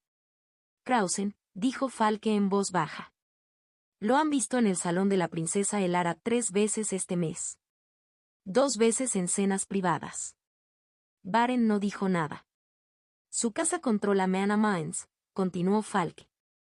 Si Elara consigue su respaldo, obtendrá control indirecto sobre 1/3 de todas las piedras de maná producidas. Combinado con los intereses bancarios de Meltzer, ya está bloqueada. Baren no dijo nada. Falke miró a Brouwer. El rostro del oficial mayor era de piedra. Él es de una casa real, dijo Brouwer. Su voz era baja para no llegar más lejos que la de los 3. Von Krausen. El nombre es anterior al imperio. Sus antepasados gobernaron un reino independiente antes asimilación. La advertencia fue clara. Krausen no era el tipo de noble al que se podía presionar, amenazar o superar mediante la fuerza bruta. Su lealtad era condicional, su lealtad transaccional y su memoria era lo suficientemente larga como para recordar un momento en el que no respondían ante nadie. Al era intocable. Y apoyando a la hermana de Baren. Baren siguió caminando. Los pasillos se desplazaron a su alrededor. Pasando de los pabellones públicos a los barrios privados. Falke no pudo guardar silencio. Su Alteza, dijo. En cuanto al chico Exenseit. ¿Por qué lo dejaste ir? El paso de Baren no se rompió. Pidió que lo enviaran al sur, continuó Falke. A Grensheim, nada menos. Un puesto de primera línea en una guarnición que acaba de ser atacada. Podrías haber rechazado la solicitud. Lo mantuvo en el Coliseo. O mejor aún, lo trasladamos al complejo norte donde pudimos controlar todos los aspectos de... Capitán. Una palabra. Baren no alzó la voz. No giró. No disminuyó la velocidad. La boca del capitán se cerró. Caminaron en silencio 30 pasos más. El pasillo se abría a una pequeña antecámara que servía de umbral a las dependencias de trabajo de Baren dentro del palacio. 2 guardias flanqueaban la pesada puerta de roble y su armadura llevaba la insignia de la cruz de hierro. Se enderezaron cuando Baren se acercó. En el interior, una habitación que era espartana para los estándares del palacio. Un escritorio sencillo con sillas a su alrededor. Mapas fijados a las paredes. Una ventana que daba a un patio interior. Dispositivos de comunicación de cristal se alineaban en un estante a lo largo de la pared este, cada uno etiquetado con una designación de ubicación. 3 cifras ya estaban esperando. Oficiales que habían llegado antes que ellos, hombres que dirigían las operaciones de la Cruz de Hierro en teatros alejados de la capital. Baren cruzó a su escritorio. Él no se sentó. Él se giró. Sus ojos se encontraron a Falke. Ten cuidado, dijo Baren, con cómo hablas de Caspar von Exenseit. La habitación se quedó quieta. La mandíbula de Falke se apretó. Se mantuvo firme. No me importa lo inútil que lo considere el tribunal, continuó Baren. Su voz era tranquila. El tipo de silencio que hacía que los oficiales que mejor lo conocían presionaran sus espinas contra la pared más cercana. No me importa que chismes circulen por la academia, los salones o los cuarteles de los alistados. No me importa si todos los nobles de Silverval creen que él es el mayor fracaso que el nombre Exenseit haya producido jamás. Colocó ambas palmas planas sobre el escritorio. Mi abuela era una Exenseit. Se casó con un miembro de la línea real. Su sangre corre por mis venas. En las venas de Casimir. En las venas de Elara. Esa misma sangre corre por Caspars. Sus ojos oscuros se movían de cara a cara por la habitación. Comparte linaje imperial. Cualquiera que sea su reputación. Lo que sea que su padre haya hecho o no haya hecho. Ese hecho no cambia. Falke tragó. Además, Baren se enderezó. Lo viste negociar conmigo. Todos ustedes lo hicieron. Un niño estaba de pie con 4 lanzas en la garganta y aprovechó un farol lo suficientemente bien como para hacerme reflexionar. ¿De verdad crees en los chismes del tribunal? ¿Cree usted sinceramente que Roderich von Exenseit, el hombre más calculador del reino, tuvo un hijo primogénito que lo es inútil? Dejó la pregunta en el aire. Su Alteza, dijo uno de los oficiales que esperaban, un hombre de hombros anchos con templos de color gris hierro llamado Harman, que había estado destinado a lo largo de la frontera oriental durante el año pasado. Con respeto. La información sobre la incapacidad de Caspar provino del propio Roderich. No fueron chismes judiciales. El archiduque lo eliminó personalmente de la línea de sucesión. Los ojos de Baren se dirigieron a Harman. Sí, dijo Baren. Si esa información es genuina. Considere la alternativa. Consideremos que Roderich filtró deliberadamente la narración del fracaso de su hijo. Que la destitución de la sucesión fue teatro. Una medida diseñada para hacer que todas las casas rivales del imperio descarten al primogénito Exenseit por considerarlo irrelevante. Inclinó la cabeza. ¿Qué mejor manera de bajar la guardia que convencer al mundo de que tu heredero es inútil? Los oficiales intercambiaron miradas. Brouwer habló desde su posición cerca de la puerta. ¿Y si no es teatro? ¿Si el niño realmente fue eliminado de la sucesión? La mano de Baren encontró la pila de informes en su escritorio. Él los levantó. Los sostuve para que la habitación pudiera ver el sello de la cruz de hierro estampado en cada página. Entonces Roderich cometió un error, dijo Baren. Su primero, quizás. El error de no ver en que podría convertirse su propio hijo. Abrió el informe superior y comenzó a leer. Sus ojos se movían a través de la meticulosa letra de los monjes, los densos bloques de observación y análisis que documentaban cada pelea, cada sesión de entrenamiento, cada aspecto medible de la progresión del esclavo 147 a través del Coliseo. Despertó a Mana Brath de forma independiente, dijo Baren, todavía leyendo. Sin instrucciones. No hay exposición a la técnica a través de ninguna fuente documentada. Él simplemente lo descubrió. En medio del combate. Pasó una página. En su segundo día en la arena, los monjes registraron una expulsión visible de maná durante la exhalación. Lo suficientemente denso para observarlo a simple vista. Otra página. 15 victorias consecutivas por la tarde. No hay derramamiento de sangre. Un patrón deliberado de combate no letal que al mismo tiempo enfureció a la multitud y demostró un control absoluto sobre el resultado de cada pelea. Él dejó los informes. Falke cambió su peso. Su Alteza, dijo Falke con atención. Incluso concediendo todo eso. Al final del día, está encerrado en Mana Brath. El techo de esa técnica es bajo, coincidió Baren. Para un cuerpo normal. Miró a Falke. Tienen 9 núcleos. El rostro desgastado de Brouwer cambió.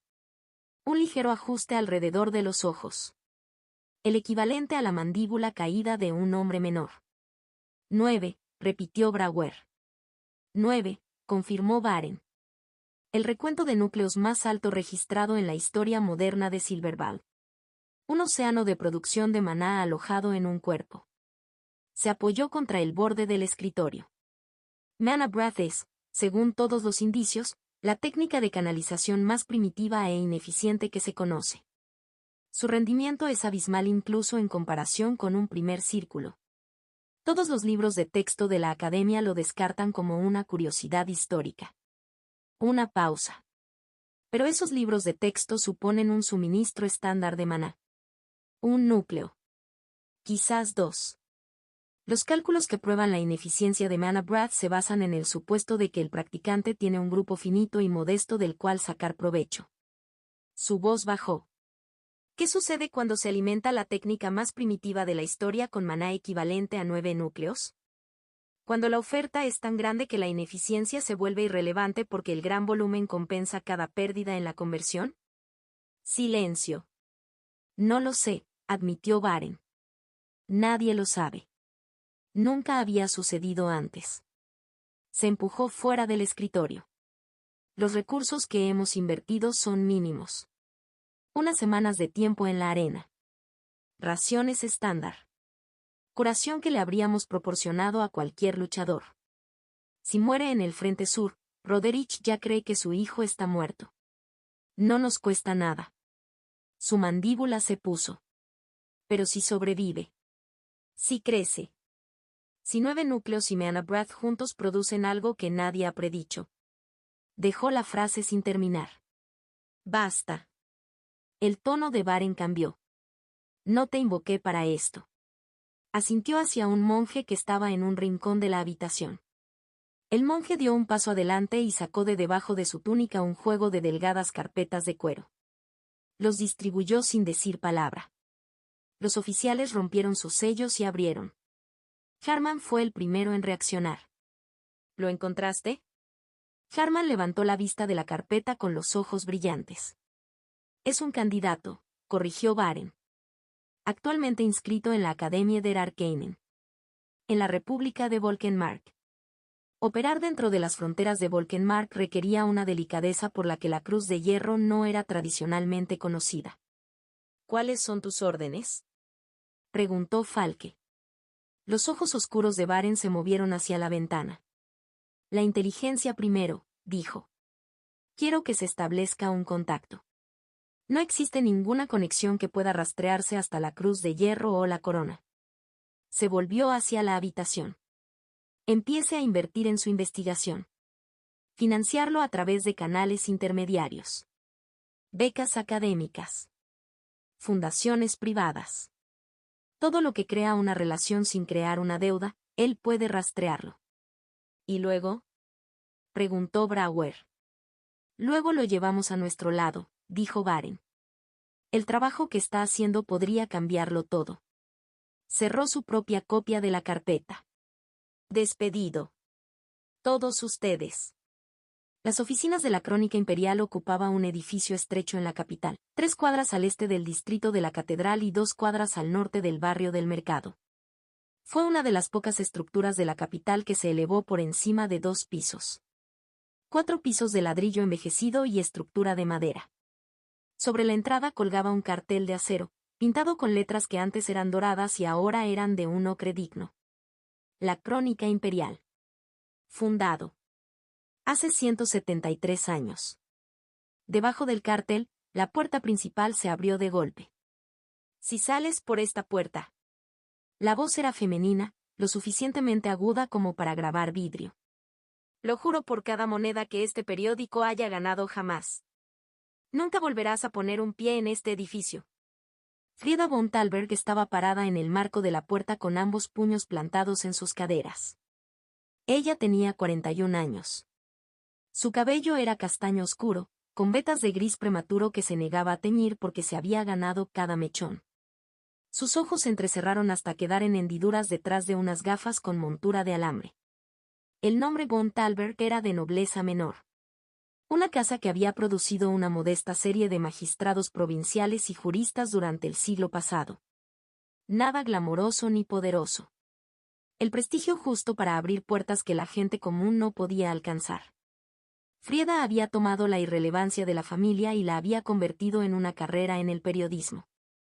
El hombre que descendía las escaleras delante de ella no disminuyó la velocidad. Por supuesto. Por supuesto. Conrad von Ries agitó una mano sobre su hombro sin darse la vuelta. Tenía 30 años. Alto, aunque se encorvaba de una manera que lo ocultaba. Su abrigo era caro, cortado de buena tela.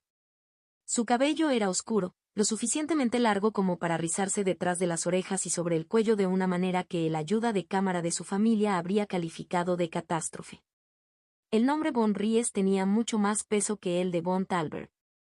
El padre de Conrad formó parte de 2 consejos comerciales y contó con la atención de un ministro. Los intereses navieros de la familia generaban el tipo de ingresos que permitían a su hijo menor dedicarse al periodismo en lugar del comercio. Ese peso, reflexionó Frieda mientras lo perseguía por las escaleras, era la única razón por la que Conrad todavía tenía una carrera. Y el hecho de que nunca, en 7 años de reportaje, había publicado una historia que no fuera cierta. Suicida en su elección de objetivos, pero nunca deshonesto. Fue la única cualidad la que impidió que Frieda lo estrangulara, y fue la única cualidad la que lo hizo lo suficientemente peligroso como para matarlos a todos. Irrumpieron por la puerta principal hacia la avenida. La calle estaba repleta de tráfico al mediodía. Carros cargados de mercancías rodaron hacia el trimestre de mercado. Los peatones circulaban alrededor de la entrada del edificio. Conrad caminó hacia la acera, donde lo esperaba un coche mágico. El vehículo fue uno de los primeros prototipos de transporte propulsado por maná. Tenía bastidor de carro, con carrocería de madera, ruedas con bandas de hierro y suspensión de cuero. Sin embargo, está equipado con una unidad de accionamiento de cristal donde debería haber estado el arnés del caballo. Conrad arrojó su bolso de viaje al estante trasero. Frieda le atrapó el brazo. «Escúchame», dijo ella. Su voz pasó de gritar a algo más tranquilo y serio. «Hay 2 príncipes que quieren que cese la cobertura de la guerra». 2. ¿Entiendes lo que eso significa? Conrad se volvió. Miró su mano en su brazo y luego su cara. Significa que la cobertura de la guerra está funcionando, dijo. El agarre de Frieda se apretó. Significa que están ejerciendo presión sobre el consejo editorial todos los días. Lord Aurich me visitó personalmente la semana pasada y me sugirió, con la sonrisa más encantadora que jamás haya visto, que nuestra licencia de impresión podría enfrentar revisar. Ella le soltó el brazo. Si vas al frente. Les estás dando la justificación que necesitan para cerrarnos. Poner en peligro la seguridad nacional mediante informes de primera línea no autorizados. Ese es el cargo que usarán. A diferencia de tus líos habituales, no podré salir de esto hablando. La expresión de Conrad se suavizó. Frieda, dijo. Confío en ti. Ese es exactamente el problema. Grensheim acaba de ser atacado, dijo Conrad. Un asalto directo a una ciudad guarnecida. Una verdadera operación táctica contra las murallas fortificadas. Se golpeó la nariz. Mi nariz, dijo. Me está diciendo algo. Algo más grande que una sonda. El frente sur ha estado estático durante años. Entonces, de repente, ¿los elfos atacaron una ciudad guarnición? Sacudió la cabeza. Eso no es aleatorio. Esto es una prueba. El siguiente paso será más grande. Puedo sentirlo. La mandíbula de Frieda estaba puesta. Ella quería discutir. Cada instinto racional que había desarrollado a lo largo de 20 años en una profesión que estaba a un disgusto real de ser ilegalizada, le gritaba. Pero ella conocía esa mirada. Lo había visto antes de la exposición de Eisenmoor.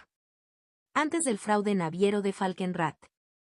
Antes de cada historia que se había hecho la Crónica Imperial el periódico más respetado y en mayor peligro de extinción de la capital. Ella cerró los ojos. Si te vas hoy, dijo, y su voz fue despojada de todo excepto del frío cálculo de un editor en jefe que toma una decisión que celebraría o lamentaría por el resto de su carrera, no regreses sin algo que valga la pena transmitir a través de cristal. Ella abrió los ojos.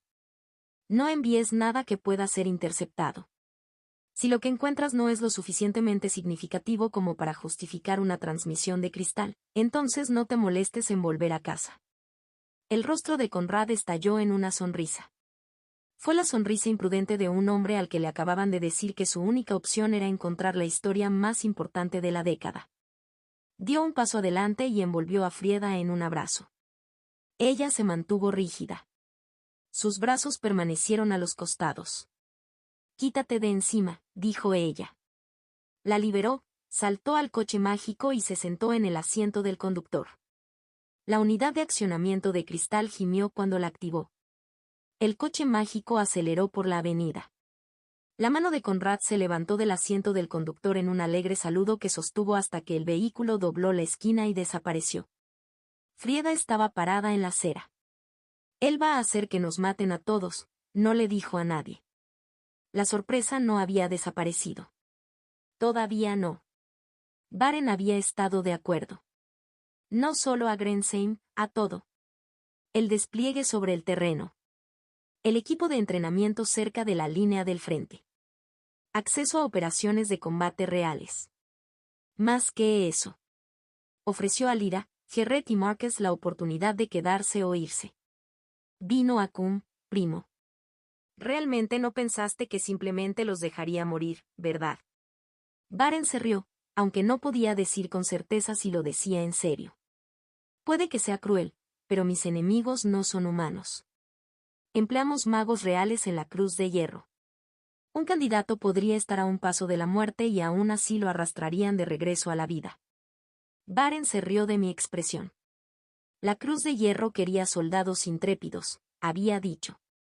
Si los dejara morir, estaría desperdiciando talento. Con el Coliseo, lo único que quiero es darles una experiencia cercana a la muerte, ya que esa será su realidad diaria una vez que se enfrenten a monstruos de los que solo han oído hablar en sus madres, canciones de cuna. ¿Quieres escuchar un secreto?, preguntó Baren, con la voz cayendo en un tono conspirativo. ¿Sabes cómo hacer que alguien te sea leal? Envíalo a la batalla. Déjalo a las puertas de la muerte. Luego, al final, haz que tus magos lo resuciten. Más tarde, el príncipe parece disculparse porque los soldados fueron demasiado lejos. Lo miré, indignado por lo que estaba explicando. Los que son ladrones, algunos cambian sus vidas. Otros tienen miedo de regresar alguna vez a la Cruz de Hierro. Los que no tienen talento o no tienen ganas de unirse se van con una impresión favorable de mí. El príncipe que se preocupaba por ellos. Baren continuó, sin inmutarse. En cuanto a los que tienen talento, los que continuarán, ya los he puesto a prueba. Conozco sus límites. Ahora me ven como su salvador.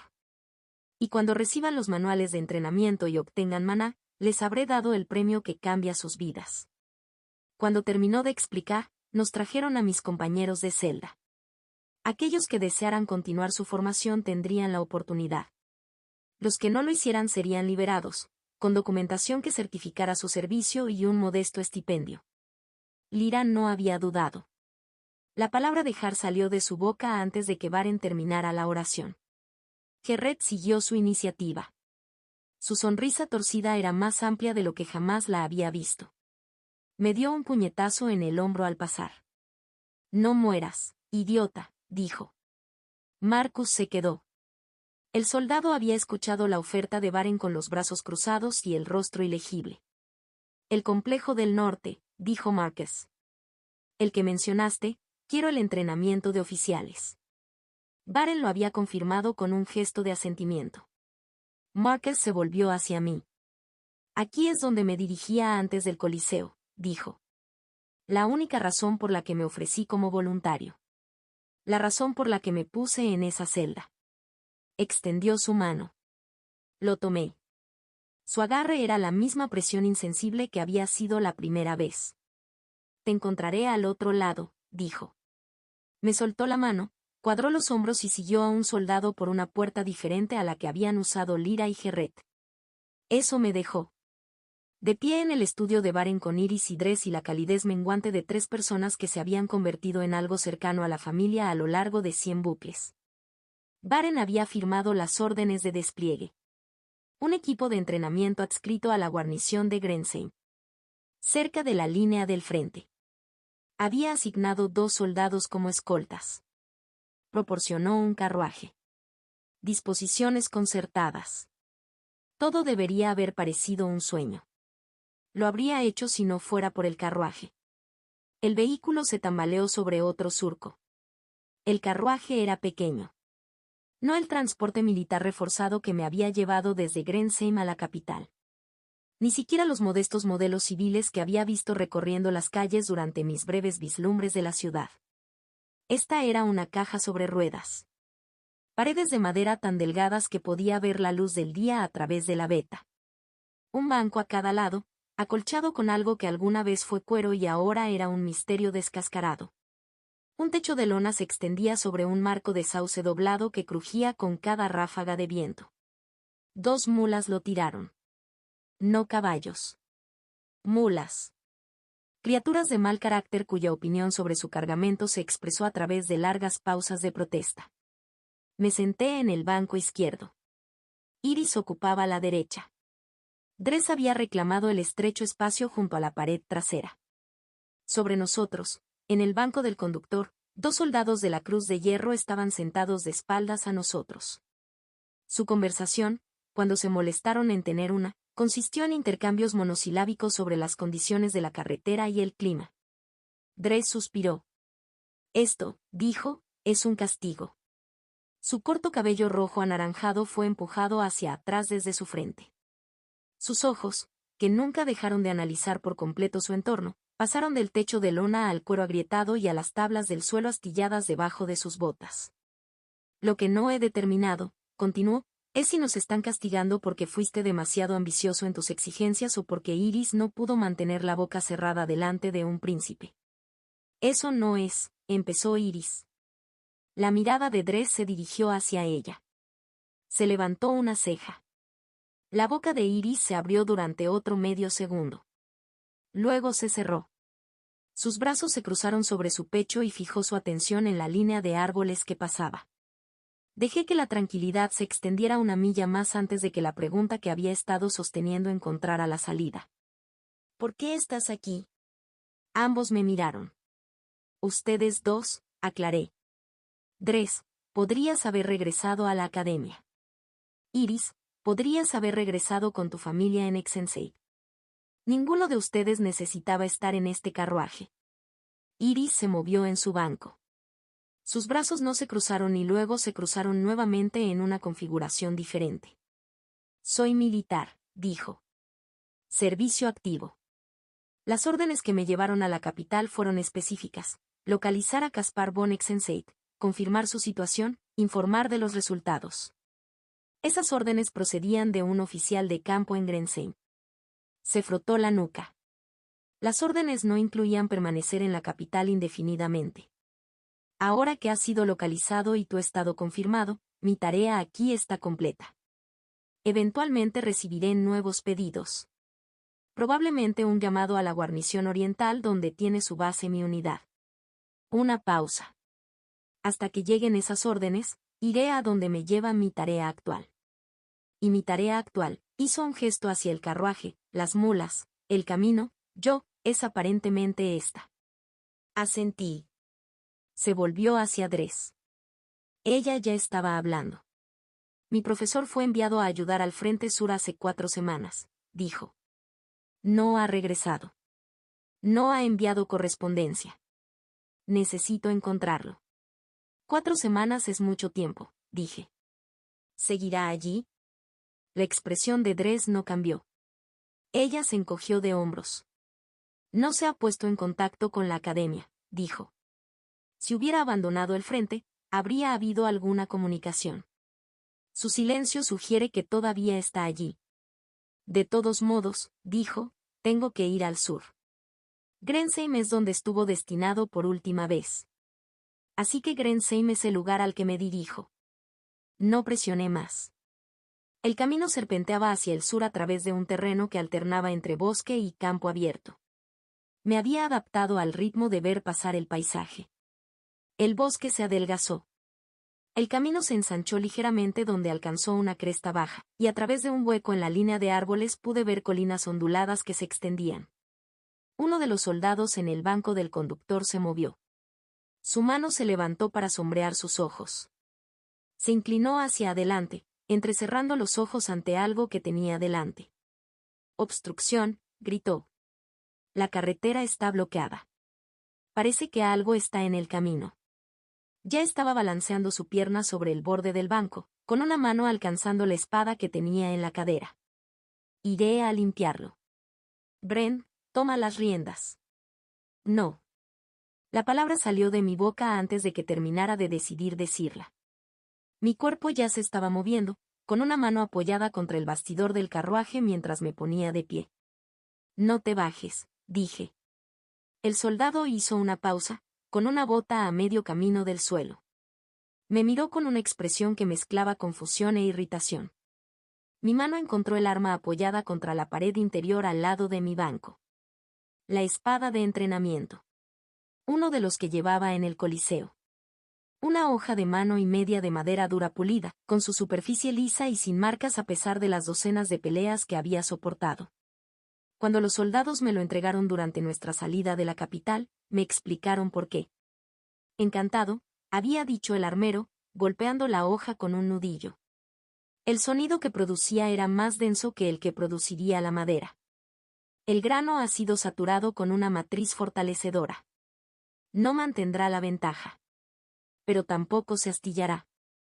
Podrías golpear un muro de piedra con él y el muro perdería. Lo había levantado. El peso era correcto. Lo suficientemente cerca de la mano y media de acero que había elegido para los combates de la tarde como para que mis manos no necesitaran adaptarse. El camino que teníamos por delante giraba alrededor de un bosque de robles viejos. Más allá de la curva, parcialmente oscurecida por la maleza, algo enorme bloqueó el camino. Dos cosas. Los soldados me miraron fijamente. Luego el uno al otro. Nuestras órdenes son protegerte, dijo desde el banco del conductor la llamada Bren. Si quieres luchar sea lo que sea eso, no vamos a detenerte. Pero si te matan, seremos nosotros quienes responderemos por ello. No me matarán, dije. Últimas palabras famosas, murmuró el otro soldado. Ninguno de los dos se movió para seguirme. La tarea de escoltar a un luchador adolescente a la arena al frente sur no había sido el momento culminante de su carrera que ninguno de los dos esperaba. Su entusiasmo por ir más allá estaba contenido dentro de los límites de lo que se les había ordenado hacer. Lo cual me vino perfecto. Necesitaba la pelea. El camino se curvó. Redondeé los robles. Estaban parados en el centro del camino. Dos jabalíes. No dos cosas que una vez fueron jabalíes. Mana se había metido en ellos. Los cambié. Eran enormes. Cada uno estaba casi a la altura de los hombros. Sus cuerpos estaban hinchados por músculos que se amontonaban y ondulaban debajo de su piel. Sus pezuñas se habían engrosado hasta convertirse en algo más parecido a una piedra que a la queratina. Pero los cuernos eran los peores. Sobresalían del frente de cada cráneo. No son los colmillos que debería haber tenido un jabalí. Cuernos. Puntiagudo y oscuro como la obsidiana. Estos no eran crecimientos decorativos. Eran arietes fusionados a un chasis construido para la colisión. Sus ojos ardían de rojo. La mutación del maná en su forma más salvaje. Cualquier información que poseyera un jabalí se había ahogado en la avalancha de poder que había remodelado sus cuerpos. Lo que quedó fue rabia y hambre. El más cercano me vio. Su enorme cabeza giró en mi dirección. Los ojos rojos se fijaron. Tocó el suelo con las patas. Montones de tierra y piedras rociados hacia atrás desde pezuñas que podrían romper el fémur de un hombre. El segundo siguió la mirada de su compañero. Puse mis pies. Surgió la espada de entrenamiento. Agarre con dos manos. La madera estaba caliente contra mis palmas. Respiré. La quema de menta floreció. El maná fluyó hacia mis pulmones, se acumuló en el tejido y comenzó su lenta radiación hacia afuera a través de mi pecho, mis hombros y mis brazos. El calor se infiltró en mis bíceps, atravesó mis antebrazos y se instaló en los tendones de mis muñecas. El jabalí más cercano cargó. Explotó con una violencia que desafió su volumen. 600 libras de carne y huesos mutados, impulsados por patas tan gruesas como postes de cerca. La trayectoria del jabalí era una línea recta. Sin finta. Ninguna consideración táctica de ningún tipo. Había identificado un objetivo y había comprometido cada fibra de su ser con el objetivo singular de clavar esos cuernos de obsidiana a través de mí. Me eludí. Un paso. Paso a pie izquierdo a la derecha. Los cuernos del jabalí tallaron el aire donde había estado mi torso. Pasó a toda velocidad. El segundo jabalí ya se estaba moviendo. Impulsado por la acusación de su socio, se lanzó. Diferente ángulo. Arco más amplio. Viniendo hacia mí desde el flanco mientras el primer jabalí se deslizaba por una curva detrás de mí. Este era el problema. Luchar contra un humano era más sencillo. Lo había aprendido a través de 100 bucles y más. Los humanos tenían patrones. Querían sobrevivir. La autoconservación creó previsibilidad. Un hombre que temía a la muerte transmitiría su miedo a través de sus acciones. Los monstruos no temían a la muerte. Estas cosas carecían por completo de emoción o estaban tan saturadas de ella que no importaba. Golpearon o fallaron, y si fallaron, volvieron sin pausa. Imprevisibilidad a través del compromiso total. El segundo jabalí cerró la distancia. Puse mis pies. Cronometró la aproximación y giró. La espada de entrenamiento giraba en un arco descendente que ponía cada gramo de fuerza detrás del golpe. La madera encantada conectaba con la corona del cráneo del jabalí, directamente entre la base de sus cuernos donde el hueso era más grueso. El impacto fue monstruoso. Aún así, la espada no se rompió. El cráneo se derrumbó. No del todo. La mutación había engrosado el hueso. Pero el ataque provocó una fractura en la placa frontal que dividió el cerebro. Los ojos rojos del jabalí se abrieron y luego se oscurecieron. Sus piernas se doblaron a mitad de la zancada. 600 libras de peso muerto cayeron a la carretera en una avalancha deslizante. No se levantó. El primer jabalí vio caer a su compañero. Esperaba miedo. Quizás instinto de supervivencia. Lo que obtuve fue lo contrario. El jabalí superviviente rugió. Un grito de rabia tan intenso que pareció comprimir el aire. Cargó. Más rápido que antes. La bocina sonó baja. Un ángulo hacia arriba diseñado para atrapar el cuerpo debajo de las costillas y lanzarlo hacia el cielo. Lo leí y lo vi venir. Pero la planificación y la ejecución son dos cosas diferentes. Esperé demasiado, mi paso era demasiado pequeño. El paso que debería haberme llevado fuera del arco del cuerno se deslizó. Mi peso cambió mal. Mi centro de gravedad se tambaleó. El cuerno me atrapó. No masa central. El borde de mi cadera. Mis pies abandonaron el suelo cuando me arrojaron a uno de los árboles, provocando que una lluvia de hojas cayera sobre mí. El impacto expulsó el aire de mis pulmones en un solo jadeo explosivo. La agonía irradiaba desde mi cadera por todo mi lado izquierdo. El jabalí estaba girando. Deslizándose a través de su propio impulso, con los cascos agitando la tierra, esa enorme cabeza balanceándose para encontrarme de nuevo. Me empujé hacia arriba. La cadera gritó. Mi pierna izquierda tembló. De alguna manera, la espada de entrenamiento todavía estaba en mi mano derecha. Mi brazo izquierdo se apoyó contra la raíz del árbol y me puse de pie. El jabalí cargó. Línea recta, misma trayectoria, mismo compromiso absoluto. Esperé. Déjalo venir. Deja que la distancia se cierre. Vi cómo los ojos rojos se hacían más grandes y los cuernos llenaban mi visión. En el último instante posible, giré. Peso en la pierna derecha. Arrastre de la pierna izquierda. La espada giraba en un arco horizontal que utilizaba el propio impulso del jabalí como multiplicador. La espada atrapó a la criatura en el costado del cráneo. La grieta fue definitiva. Las patas del jabalí se pusieron rígidas. Cayó de lado, deslizándose por la tierra en un chorro de polvo y grava. La luz roja se desvaneció de sus ojos. Silencio. Me quedé en el camino con la espada de entrenamiento colgando a mi lado. Mi pecho se agitó. La quemadura de maná en mis pulmones pulsaba con cada respiración. 2 jabalíes mutados murieron en el camino. Detrás de mí, el sonido de las botas en la tierra compacta.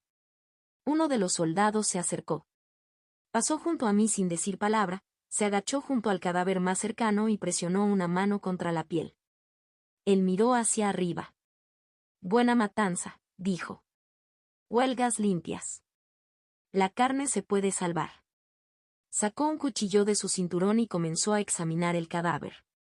Podemos asar esto esta noche, dijo por encima del hombro. Tienen suficiente para alimentarnos durante días. Fruncí el ceño. El dolor estaba pasando de un grito a un latido. ¿Es eso seguro? Pregunté. Comer animales mutados. El maná en su tejido. El soldado dejó de cortar. Giró la cabeza y me miró con una expresión que se situaba entre la diversión y la lástima. Niño, dijo. Si hubieras dejado de comer todo lo que contenía maná, te habrías muerto de hambre antes de aprender a caminar. Regresó a su trabajo. Maná está en la tierra. En el agua. En el grano. En el ganado que come el grano y en las gallinas que rascan la tierra y en los peces que nadan en los ríos. Cada respiración que tomas arrastra trazas de maná hacia tus pulmones. Hizo una pausa y luego resopló. Bueno. Lo sabrías, ¿no? Talló una sección de carne, examinando el color en la luz que se desvanecía. La mutación no hace que la carne sea venenosa, continuó. La concentración de maná en el tejido muscular es insignificante en comparación con lo que hay en los núcleos y las estructuras glandulares. Envolvió la sección en un paño sacado de su mochila. Me bajé sobre una piedra al borde de la carretera y presioné una tira de tela acolchada contra mi herida en la cadera mientras el soldado trabajaba. El otro soldado, Bren, apareció desde la dirección del carruaje. Inspeccionó la escena. 2 jabalíes muertos. Un luchador de arena herido. Un colega metido hasta el codo en la carnicería. Bueno, vamos a comer. El fuego de la tarde crepitó. Habíamos sacado el carruaje de la carretera hacia un claro donde los árboles se habían adelgazado lo suficiente como para permitir un campamento. Los soldados provocaron el incendio. Los gruesos cortes chisporroteaban en un asador improvisado y la grasa goteaba en las llamas con silbidos agudos. El olor era extraordinario. Después de semanas de raciones de prisión, el aroma ahumado de la carne asada era celestial. Mi estómago se contrajo tan violentamente que casi me doblo. Me desgarré la porción en el momento en que estuvo lo suficientemente fría como para sostenerla. La carne era densa, de caza, con un sabor mineral que podría haber sido el maná o podría haber sido mi imaginación. Entre bocados, la pregunta que había estado dándole vueltas toda la tarde finalmente encontró su salida. ¿Cuánto tiempo hasta Grensheim? El soldado que había hecho la carnicería, aquel cuyo nombre deduje que era Falken, sacó un trozo de cuero doblado de su mochila.